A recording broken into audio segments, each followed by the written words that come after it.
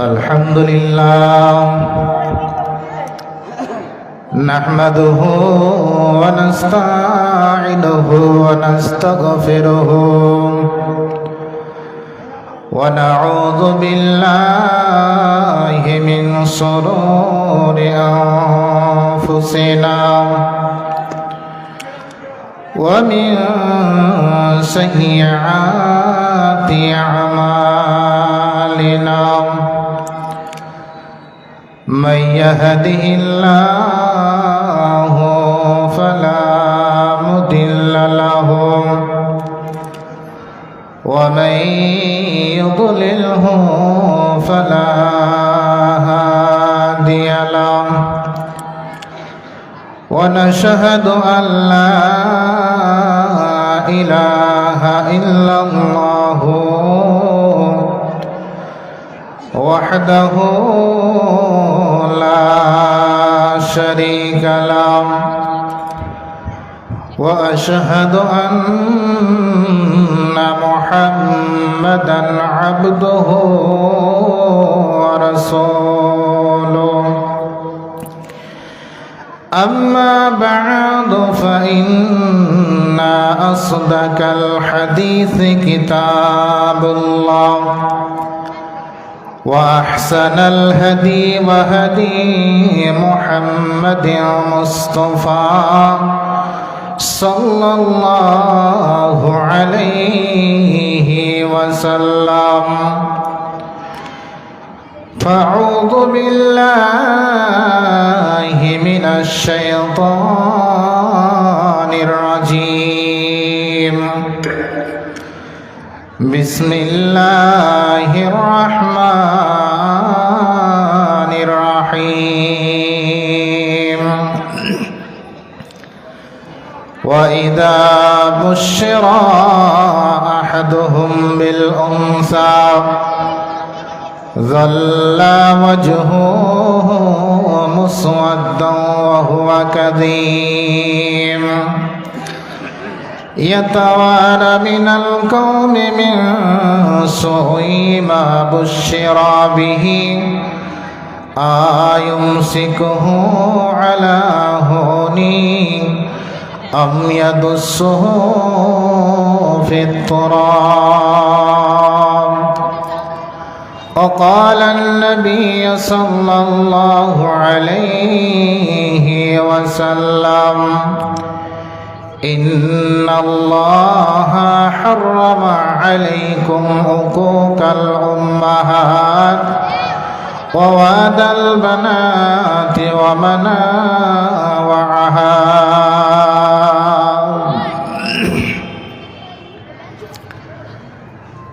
মানুষ কই যায় রে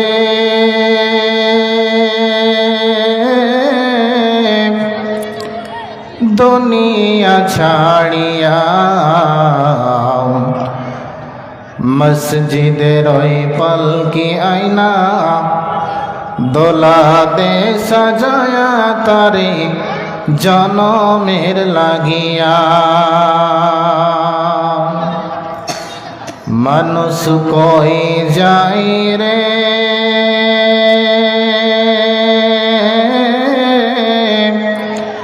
দুনিয়া ছাড়িয়া মসজিদের ওই পালকি আয়না দোলা দে সাজায়া তারে জনমের লাগিয়া মসজিদের ওই পালকি আয়না দোলা দে সাজায়া তারে জনমের লাগিয়া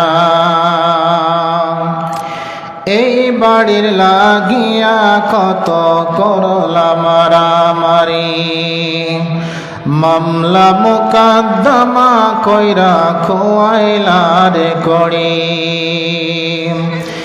এই বাড়ির লাগিয়া কত করলা মারামারি মামলা মোকদ্দমা কইরা খোয়াইলারে করি একদিন তুমি যাবে চলে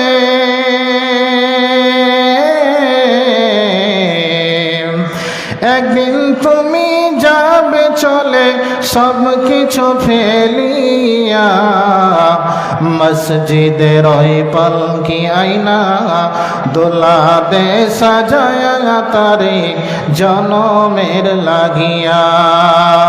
মসজিদের ওই পালকি আইনা দোলা দে সাজায়া তারে জনমের লাগিয়া। মানুষ কই যাই রে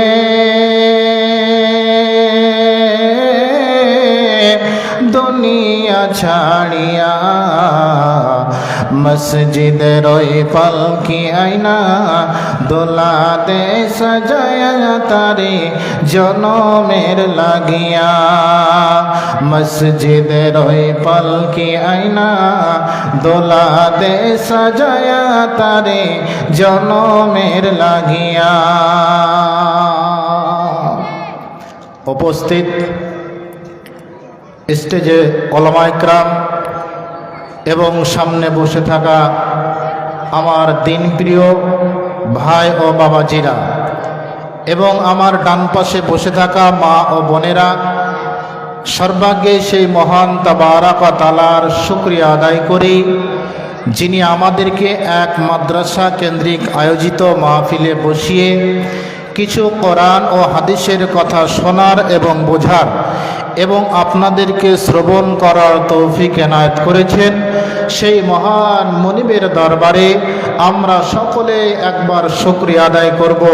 আমরা সকলে একবার আওয়াজ দিয়ে অন্তরের অন্তরস্থল থেকে আল্লাহর মহব্বতে আমরা একবার আল্লাহর শুকরিয়া আদায় করব। আমরা একবার আওয়াজ দিয়ে বলি আলহামদুলিল্লাহ, আলহামদুলিল্লাহ, মাশাআল্লাহ, মাশাআল্লাহ।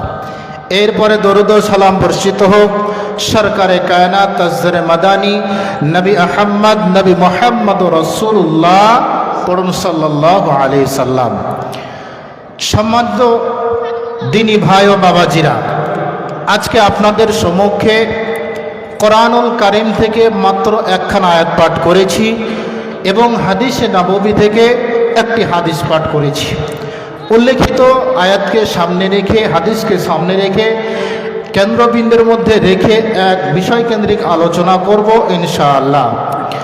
সম্মানিত ভাই বা বাবাজিরা, আপনারা আলোচনা অনেক জুমাতে শুনেছেন, অনেক করেছি, নতুন করে আর কিছু বলার নেই। তো আজকে যে বিষয়টি আমি বলবো মনে করে আপনাদের সামনে দণ্ডায়মান হয়েছি, সেটি হলো নারীদের মর্যাদা। অনেক আলোচনা শুনলাম, জান্নাত, জাহান্নাম, পুলসিরাত, কিয়ামত, অনেক আলোচনা শুনেছি, কিন্তু আমরা নারীদের মর্যাদা সম্পর্কে হয়তো জ্ঞান আছে, কেউ জানে, হয়তো বা আরও কেউ জানে না। এমন একটা জামানা ছিল, এমন একটা সময় ছিল, এমন একটা বর্বরতার জামানা ছিল, যেই জামানাটাকে বলা হয় আইয়ামে জাহিলিয়াত। নাম জানা আছে? বাপজান একটু কথা বলবেন, নাম জানা আছে? আইয়ামে জাহিলিয়াত, যেটাকে বর্বরতার জামানা, অন্ধকারের জামানা বলা হয়। নারীদেরকে সম্মান দিল কে? কোন ধর্ম নারীদেরকে সম্মান দিল? এটা জানার দরকার আছে না নাই? আছে না নাই? আছে।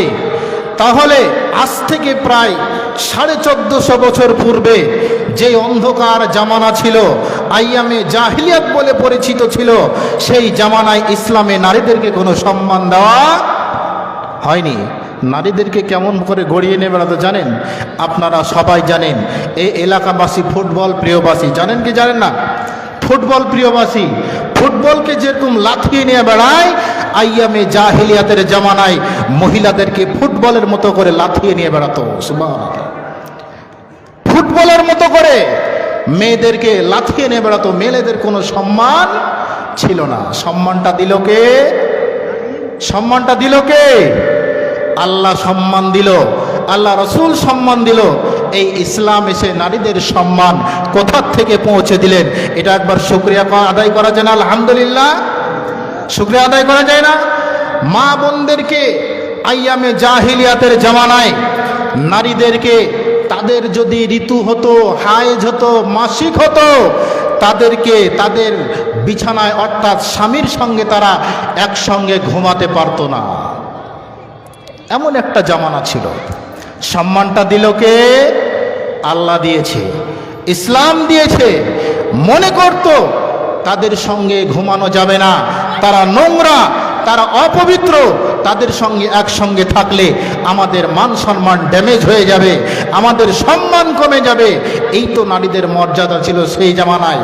কিন্তু আজকে আল্লাহর কোরআন যেদিন থেকে নাজিল হলো, আয়াত যেদিন থেকে নাজিল হলো, সেদিন থেকে নারীদের সম্মান আল্লাহ বাড়িয়ে দিলেন।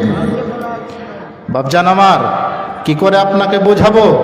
আজকে আমাদের মা বোন, আজকে আমাদের মা বোনেরা যারা ইসলামকে পেয়ে ইসলামের মর্যাদা দিতে জানে না, জানে বাপজান, একটু কথা বলে জানে। আজকে কত আলেম ওলামা, আমার মতো কত যে আলেম, যোগ্য আলেম, তারা পর্দার কথা বলে কি বলে না? বলে কি বলে না? বলে, কিন্তু মেয়েরা মানছে কি? মানছে না। আপনি যদি শাসন করতে যান, আপনাকে চোখ দেখাবে, আপনাকে বলবে মিনসার বেটা মিনসা, তুই তো নিজে ঠিক হলি না, আবার আমাকে বলতেছে। বলে কি বলে না? বলে কি বলে না? বাপজান, এই জন্য আপনাকে বলছি, নিজেদের মা বোনকে, নিজের স্ত্রীকে, বাড়িতে আপনার কি চলছে, বেহায়া বেপর্দা যেটা চলছে আপনি চোখে চোখে দেখছেন, অথচ নিষেধ করছেন না, হিসাব কিন্তু আপনাকে দিতে হবে। তৈরি থাকেন, হিসাব আপনাকে দিতে হবে। তো বলছিলাম, যেই জামানার কথা বাপজান আমার, আজকে আমার বাড়িতে, আপনার বাড়িতে 2-4টা করে মেয়ে জন্ম নিয়েছে, নেইছে না নেয়নি? আছে, কারো না কারো আছেই তো। হয়তো বা কারো আল্লাহ মেয়ে দেয়নি, কারো তো দিয়েছে। আমার যেরকম একটা মেয়ে আছে বাপজান আমার, আমরা মেয়েকে ভারী মনে করি, মেয়েকে মাথার বোঝা মনে করি, কিন্তু দেখেন ইসলাম এসে মেয়েদেরকে কোথায় দাঁড় করিয়েছে। আপনাকে বলবো, ঘটনাটা ভালো করে শুনেন।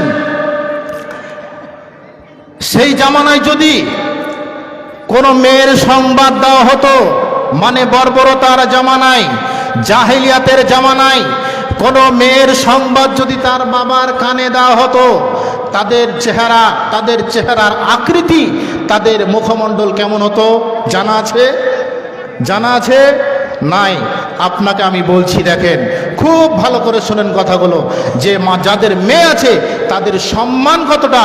বাপজান আমার, মেয়েদেরকে কোনোদিন মাথার বোঝা মনে করবেন না। আজকে সেই মেয়েদের সম্পর্কে 2-4টা হাদিস আপনাদেরকে শোনাবো, যে মেয়েরা কতটা বাড়ির বরকত আর সম্মান কতটা দিয়েছে আল্লাহ।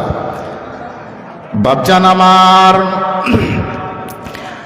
আল্লাহ রাব্বুল আলামিন বলছেন, বিসমিল্লাহির রহমানির রহিম, ওয়া ইযা বুশিরা আহাদুহুম বিল উনসা যাল্লা ওয়াজহুহু মুসওয়াদ্দা ওয়া হুয়া কাযীম। এ বাপজান আমার, ভালো করে কান দিয়ে কথাগুলো শোনেন। এমন একটা জামানা ছিল রে, এমন একটা সময় ছিল, বর্বরতার জামানা ছিল, যেই জামানায় কোনোদিন যদি কারো বাড়িতে কন্যা সন্তান জন্ম নিত, যদি কারো বাড়িতে মেয়ে সন্তান জন্ম নিত রে বাপ, আর ওই মেয়ে সন্তানের খবরটা যদি কোনো বাবার কানে দেওয়া হতো, তাদের মুখমণ্ডল খানা যেন কালো হয়ে যেত। মেয়ের সংবাদ শুনে বাবার আর মন ভালো নাই, বাবাকে যেন কি খবর শুনিয়ে দিল, বাবার মাথায় যেন বোঝা চাপিয়ে দিল। হাই রে হাই, এ আমাকে কি কথা শুনিয়ে দিল, মাথাতে যেন আমার বোঝা চাপিয়ে দিল। এর জন্য আল্লাহ বলছেন, এ বাপজান আমার, ভালো করে কান দিয়ে কথাগুলো শোনেন। আল্লাহ রাব্বুল আলামিন বলছেন, ওয়া ইযা বুশিরা আহাদুহুম বিল উনসা যাল্লা ওয়াজহুহু মুসওয়াদ্দা ওয়া হুয়া কাযীম। আল্লাহ রাব্বুল আলামিন বলছেন, এমন একটা জামানা ছিল রে, এমন একটা সময় ছিল, যদি কারো বাড়িতে কন্যা সন্তান জন্ম নিত, যদি কারো বাড়িতে মেয়ে সন্তান জন্ম নিত, তার বাবার এখানে যখন খবরটা দেওয়া হতে, ওরে ভাই শোন শোন, তোর বাড়িতে একটা মেয়ে জন্ম নিয়েছে। খবরটা শোনার সঙ্গে সঙ্গে ওই বাবার চেহারা কেন যেন পাল্টে যায়। বাপজান, এমন একটা সময় ছিল তার চেহারার আকৃতি যেন নষ্ট হয়ে গেল। শুধু তাই নয়, ওই বাপ কি করত, এত লজ্জায় লজ্জিত হতো। আল্লাহ রাব্বুল আলামিন বলছেন, ইয়াতাওয়ারা মিনাল কওমি মিন সুই মা বুশিরা বিহি আয়ুমসিকুহু আলা হুনি।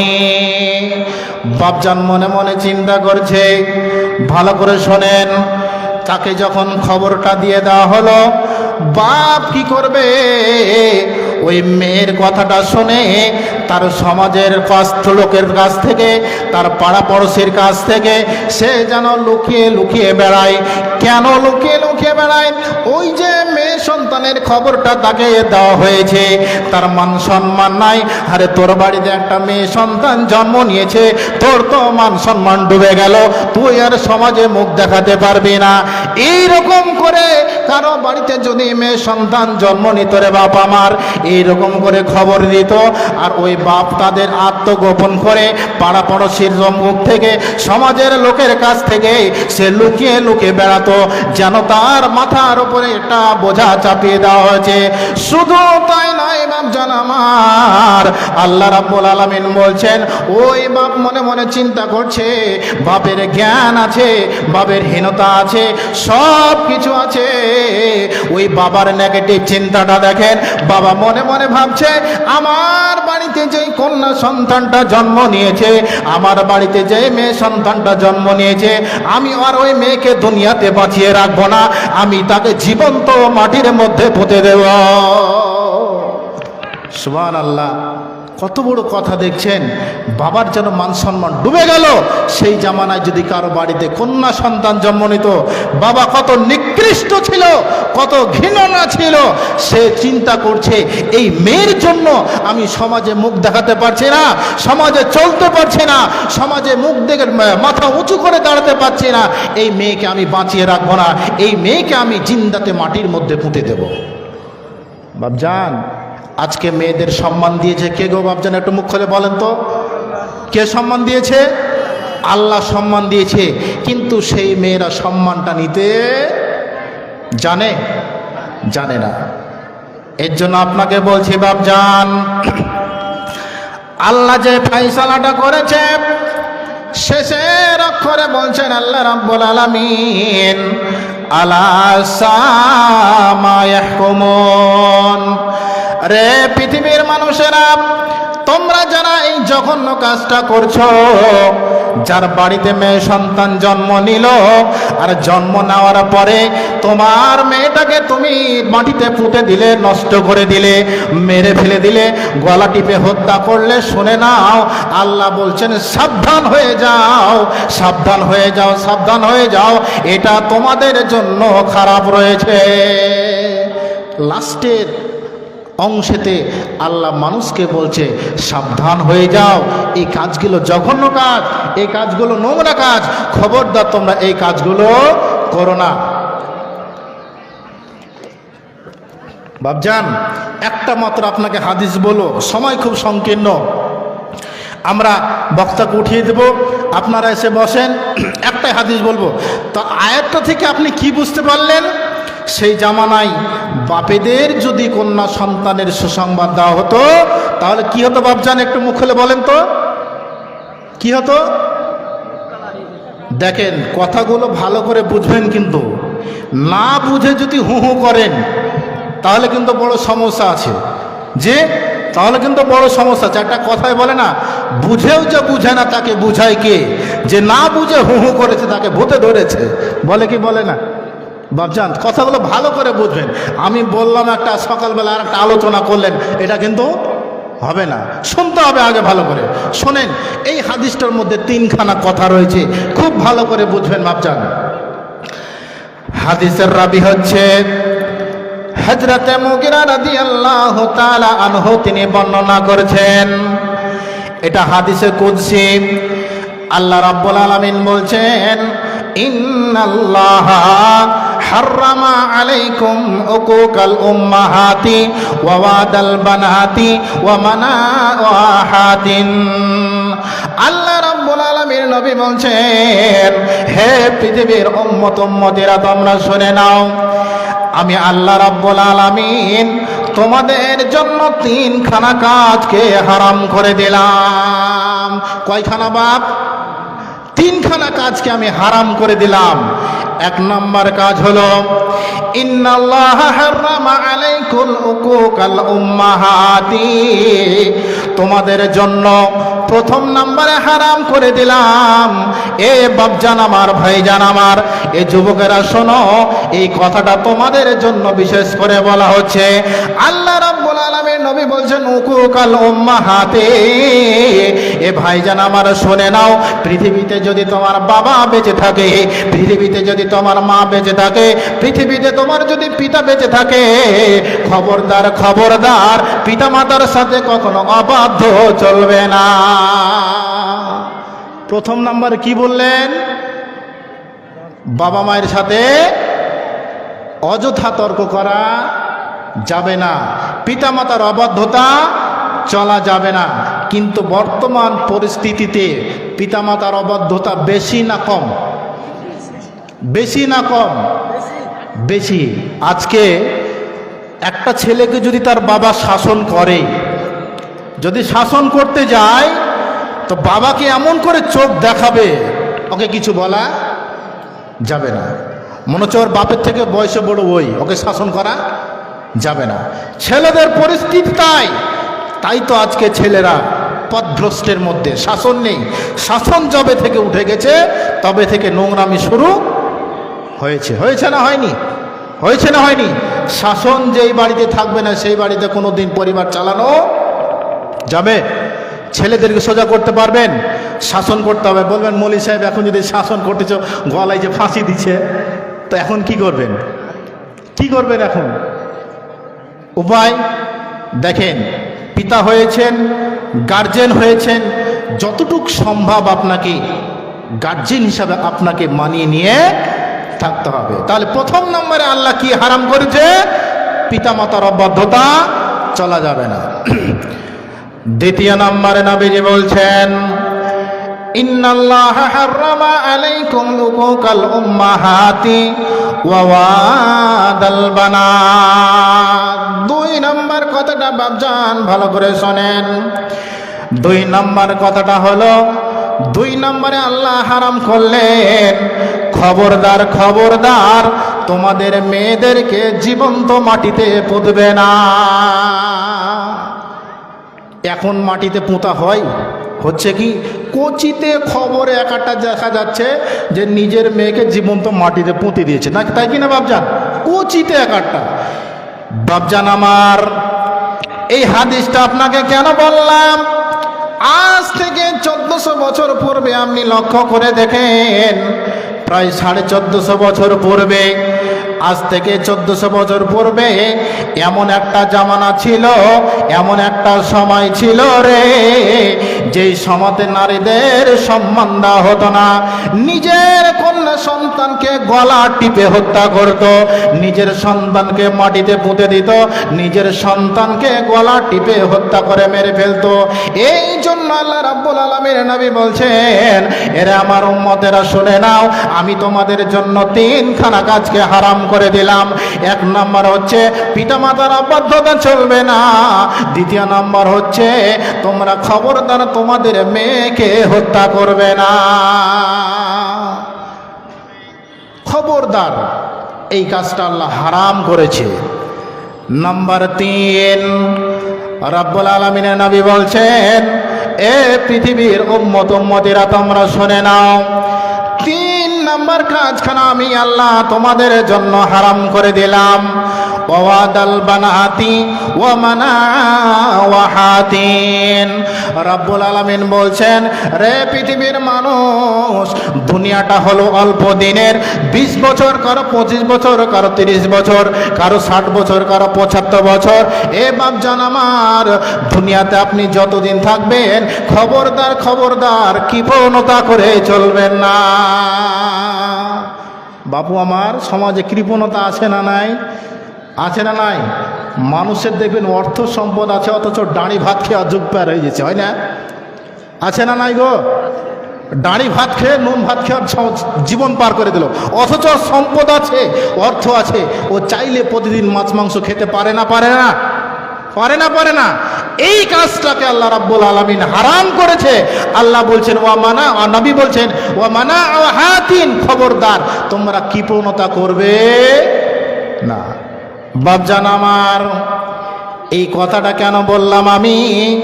আল্লাহর নবী বলছেন অন্য হাদিসের মধ্যে, লা ইয়াদখুলুল জান্নাতা বাখিলুন। রাব্বুল আলামিনের নবী বলছেন, ওরে আমার উম্মতেরা শোনো, তোমরা এই কথাটা জেনে নাও, দুনিয়াতে যারা কৃপণতা করে, দুনিয়াতে যারা কৃপণতা করে চলে, এরা কোনোদিন আল্লাহর জান্নাতে যাবে না। বাপজান আমার, এমন কৃপণতা করবেন? করা যাবে? আল্লাহর নবী বলছেন লা ইয়াদখুলুল জান্নাতা বাখিলুন, যারা কৃপণতা করে, অর্থ সম্পদ থাকা সত্ত্বেও খরচ করে না, এরা জান্নাতে যাবে না। বাপজান আমার, এই 3টা কথা আপনাকে বললাম।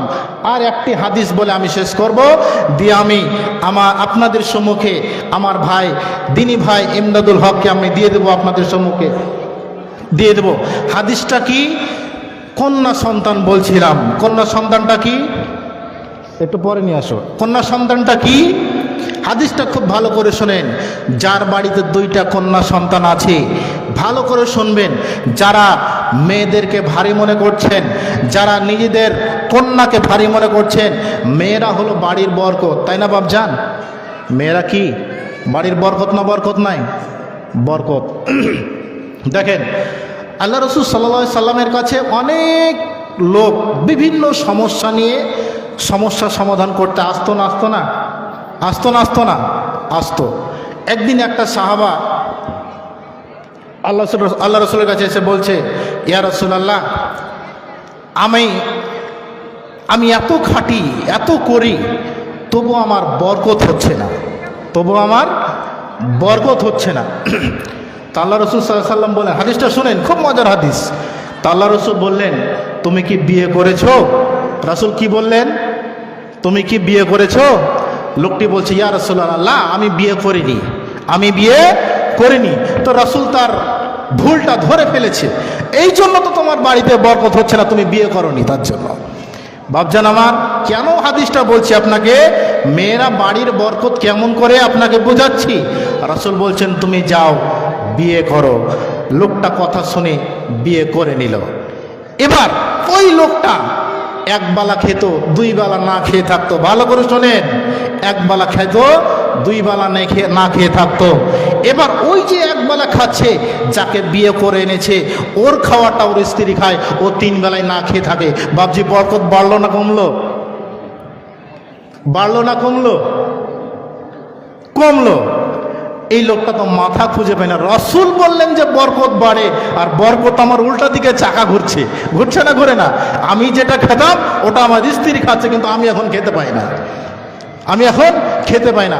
বেশ কিছুদিন পরে ওই লোকটা আল্লাহ রাসূলের কাছে গিয়ে আবার হাজির। ইয়া রাসূলুল্লাহ, আপনি বললেন বিয়ে করো, বিয়ে করলে বরকত হয়, কিন্তু আমি বিয়ে করলাম, বরকত হারিয়ে গেল, কারণটা কি?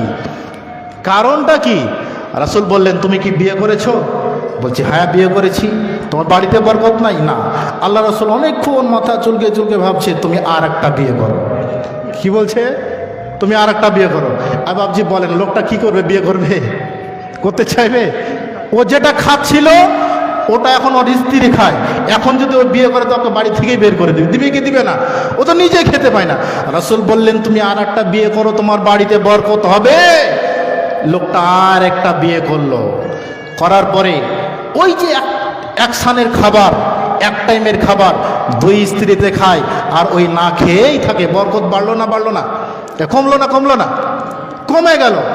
এই কথা করতে করতে করতে বেশ কিছুদিন পরে আল্লাহ রাসূলের কাছে গিয়ে আবার হাজির লোকটা, ইয়া রাসূলুল্লাহ, আপনি বললেন বিয়ে করো, বিয়ে করলে বরকত বাড়ে, আমি বিয়ে করলাম প্রথমে, আপনার কাছে আবার আসলাম, আবার বললেন বিয়ে করো, আমি আবার বিয়ে করলাম, কিন্তু বরকত হচ্ছে না। আল্লাহ রাসূল, ব্যাপার কি? আল্লাহ রাসূল অনেকক্ষণ ভাবার পরে বলছে, তুমি বিয়ে করেছো? বলছি হ্যাঁ আল্লাহ রাসূল, বিয়ে করেছি। বিয়ে বরকত হচ্ছে না? না। এখন ব্যাপার? আল্লাহ রাসূল অনেকক্ষণ ভাবনা চিন্তার পর বলছে, তুমি আর একটা বিয়ে করো। কি বলছে? তুমি আর একটা বিয়ে করো। লোকটা বলছে, আসসালামু আলাইকুম, আমি আর বিয়ে করতে পারবো না। আচ্ছা বাপজান বলেন তো, দুটো বিয়ে করেছে, বরকত হয়নি, হয়েছে? রাসূল বলছেন আর একটা বিয়ে করো, তাহলে বরকত হবে। আল্লাহ রসুলকে বলছেন, না আল্লাহ রসুল, যা হয়েছে হয়েছে, দুটাকে নিয়ে আমি থাকি, সংসার চলুক আর পেট চলুক আর না চলুক, আমি আর ঝামেলাতে যাব না। রাসূল বলছেন বিয়ে করো, তোমার বরকত হবে। রাসূলের কথা শুনে লোকটা আবার বিয়ে করে নিলেন। এবার মেন ঘটনাটা শোনেন। বেশ কিছুদিন যাওয়ার পরে তিনটা বিয়ে হয়ে গেছে। আল্লাহ রসুলের কাছে বেশ কিছুদিন নাই, লোকটাকে দেখা যাচ্ছে না। হঠাৎ একদিন আল্লাহ রসুল দেখে বলছে, কি ব্যাপার যে ঘন ঘন দুদিন পরে পরে সংসালিয়ে আসছিলে, এখন তুমি নাই হয়ে গেছো, ব্যাপার কি? তুমি আসছো না কেন? ব্যাপার কি? খবরটা কি তোমার? তোমার পাত্তা পাওয়া যায় না, যাচ্ছ কোনটে? আল্লাহ রসুল, আমার যে এখন ব্যাপার, আমার যে এখন position, Narendra Modi fail, Narendra Modi fail. বলছে ব্যাপার, চাকা ঘুরলো কেমন করে? বাপজান আমার, খুব ভালো করে শোনেন, বলছিলাম মেয়েরা হলো বাড়ির বরকত। কেমন করে চাকাটা ঘুরলো? রয়ার নবী গো, একটা বিয়ে করলাম বরকত হলো না, দুইটা বিয়ে করলাম বরকত হলো না। দয়ার নবী গো, 3 নাম্বার যখন বিয়েটা করলাম, আল্লাহ রসুল গো, 3 নাম্বার যখনটা বিয়ে করলাম, ওই 3 নাম্বার স্ত্রীটা খেজুরের পাতা, তালের পাতা দিয়ে চাটাই বোনাতে জানতো। আর ওই চাটাই বোনা দেখে আগের 2 স্ত্রী আমার শিখে নিয়েছে।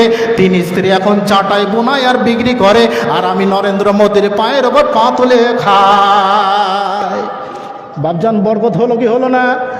তো বিয়ে করলে বরকত আছে না নাই? এখন ব্যাপার হলো যে মুলি সকালে বিয়ে করতে বলছে, তাই নাকি?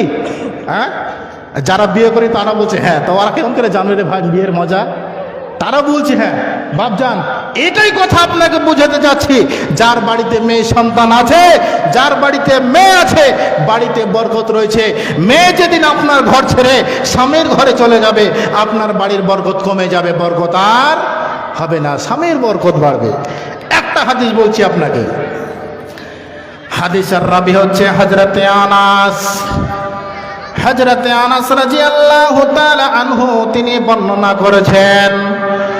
বাপজান আমার, খুব ভালো করে শোনেন, নবীজি বলছেন, মান আলা জারিয়াতাইনি হাত্তা তাবলুগা ইয়াউমাল কিয়ামাতি ওয়া আনা হাকাদা ওয়া জাম্মা আসাবিহু।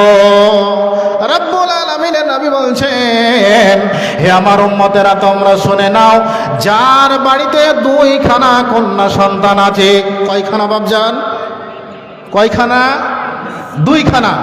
যার বাড়িতে 2টা মেয়ে আছে, যার বাড়িতে 2খানা কন্যা সন্তান আছে, ওই বাবার কপাল কত ভালো, ওই বাবার কপাল কত জোরাল। নবী বলছেন, এ বাপজান আমার শোনেন, মান আলা জারিয়াতাইনি হাত্তা তাবলুগা ইয়াউমাল কিয়ামাতে, ওই মেয়ের বাবা যেদিন কিয়ামত হবে, যেদিন হাসর হবে, ওই মেয়ের বাবা আর আল্লাহ রাসূল বিশ্বনবী হাতের আঙ্গুলের ইশারাতে বুঝিয়ে দিলেন, ওই মেয়ের বাবা আর আমি এই রকম জান্নাতের পাশাপাশি থাকব। কার বাড়িতে গো? কে জান্নাতের পাশাপাশি থাকবে? যার বাড়িতে 2খানা কন্যা সন্তান আছে। এই কথাটা আপনাকে বোঝানোর জন্য এতক্ষণ ধরে এই দিকে টেনে নিয়ে আসলাম। কথাটা হলো কি, যার বাড়িতে মেয়ে আছে, খবরদার বাপজান, মেয়েকে ভারী মনে করবেন না, কন্যা সন্তানকে ভারী মনে করবেন না। বাপজান আমার, বক্তা চলে আসে, খুব বেশিক্ষণ থাকবো না। বাপজান, একটা লোক, যেহেতু মাদ্রাসার উন্নতি করবে জালসা, অপমান করবেন না ভাই, একটা লোক আসেন তো, আমার হাতে 500 টাকা দিবেন। একটা লোক আসেন তো, একটা লোক আসেন বাপজান, আসেন, একটা লোক আমার হাতে 500 টাকা দিবেন। যেহেতু আপনাদের মাদ্রাসায় জালসা, একলা জীবন একলা মরণ, একলা চলতে কিসের ভয়। বাপজান আর কিছু দিবেন না? হ্যাঁ, কার এই শুনেন, চাইছি ভাত একটু নিলাম, তো আবার তো দাঁড়িয়ে দেন তো, তো দেন 100 টাকা দেন, দেন। দাঁড়ান, যাবেন না, যাবেন না, দাঁড়ান, আপনারা দেন। 100 টাকা ঘুরে দেবো নাকি? এই থাক, এটা মাদ্রাসা। এই যে আসেন, এদিকে আসেন, ছাড়া যাবে না বাপজান, আপনাদের মাদ্রাসা। না রে তাকবীর, আগমন ধান কই গো? আওয়াজ একটুকু নাই গো, হাগো সব মুখ সিলাই করে নিয়েছেন নাকি? আল্লাহু আকবার, মাশাআল্লাহ, আলহামদুলিল্লাহ। আমার বাপজান 500 টাকা এবং আগমন ধান, আল্লাহ এই তার দানকে তুমি কবুল করে নাও, আমিন সুম্মা আমিন। না রে তাকবীর, আমার এই বাপজি আগমন ধান। বাপজান আপনারা বেশি বেশি করে দান করেন, কারণ এই মাদ্রাসাতে অনেক ঋণ পড়ে আছে। বাপজান আসেন তো, আর কেউ আসেন? রাগ ঝাল যা আছে আমার এন্দাদুল ভাইকে আমি 10টা মিনিট বসিয়ে রাখবো। 8 বছর এই সময় মারা গেছে। 8 বছর এই জালসা করি এক পরাদিন মারা গেছে। আচ্ছা, নজরুল নাকি? নজরুল। আল্লাহু আকবার, আল্লাহু আকবার। কত দিয়েছে? 5.5। লিল্লাহি তাকবীর, লিল্লাহি তাকবীর। বাপজান আপনারা সবাই জানেন, আপনাদের গ্রামের বাসী, এলাকাবাসী, নজরুল জানেন সবাই, এই জালসার পরের দিনই তিনি ইন্তিকাল করেছেন। জানা আছে না নাই? আছে না নাই? তিনি 5,500 টাকা দান করেছেন। আল্লাহ এই যে বাপজান মারা গেছে তার নামে 5,500 টাকা দান করেছে। আল্লাহ তার কবরকে তুমি নূরে মানোয়ার করে দাও। জাযাকাল্লাহ, হায়াকাল্লাহ, বারাকাল্লাহ। আল্লাহ এই দানকে তুমি তার এমন করে গ্রহণ করো, আল্লাহ তার কবরকে তুমি চওড়া করে দাও, নূরে মানোয়ার করে দাও। আল্লাহ তার এই দানের বদলতে তুমি তাকে জান্নাতবাসী করো, আমিন। আসুন বাপজান, আর কেউ আসেন তো বাপজান, আসেন। আর কয়েকজন 10টা মিনিট আমি এন্দাদুল ভাইকে বসিয়ে রাখবো বলেছি। আপনাদের দানের প্রয়োজন আছে বাপজান, ওয়াজ তো অনেক শুনেছেন, ভাইজানের মুখে শুনবেন। আসেন।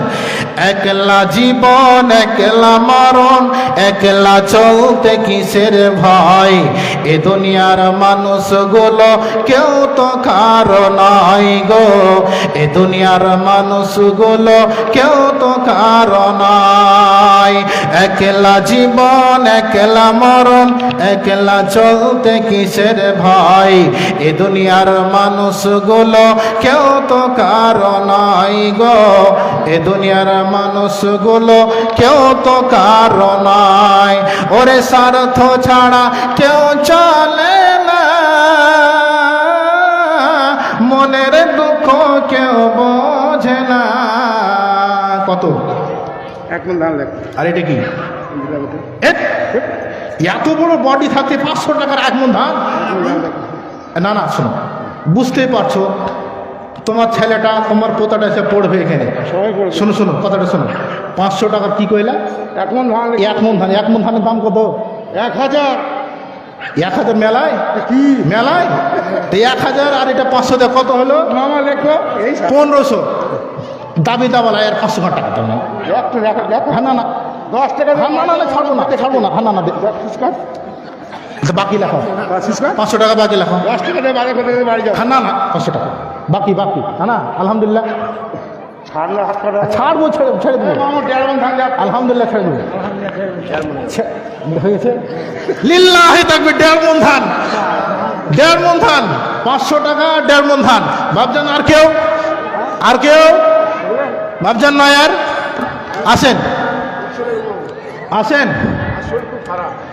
বাপজান, আর কেউ নাই? মাটির দেহ মাটি খাবে, মাটির হবে বিছানা, হায় রে এই দুনিয়ায় আশা মিটবে না, হায় রে এই দুনিয়ায় আশা মিটবে না। আশা করে ঘর বাঁধিলাম নদীর বালু চরে, সেই ঘর আমার উড়িয়ে নিল সর্বনাশ ঝাড়ে আসলেতে সবই ফাঁকি কবর যে মোর ঠিকানা হায়রে এই দুনিয়ায় আশা মিটবে না হায়রে এই দুনিয়ায় আশা মিটবে না বাপজান আর কেউ নাই আর কেউ নাই যাই আমার কথাটাকে আপনারা রেখেছেন আমি দোয়া করি আল্লাহ আপনাদেরকে আরও দান করার তৌফিক এনায়েত করুন আপনারা ভাই ইমদাদুলের হাতে দান করবেন এবং বুঝতেই পারছেন আমরা কত কষ্ট করে মেহনত দিয়ে মাদ্রাসাটাকে দাঁড় করেছি কম করে হলো 2-2.5 লাখ টাকার ঋণ আছে বাপজান আপনাদের কাছে এটাই দাবি রাখবো এটাই আশা রাখবো আপনারা বেশি বেশি করে দান করবেন এটা আপনাদের কাছে অনুরোধ আরেকজন ভাই আমার দুজন 1100 টাকা দিয়েছে দুইজন মিলে আল্লাহুম্মা আমিন জাযাকাল্লাহ হায়াকাল্লাহ বারাকাল্লাহ আল্লাহ তুমি তার এই দানকে কবুল করে নাও আমিন আমি এখান থেকে বক্তব্য দিতে করলাম ওয়া মা আলাইনা ইল্লাল বালাগ আসসালামু আলাইকুম ওয়া রাহমাতুল্লাহি ওয়া বারাকাতুহু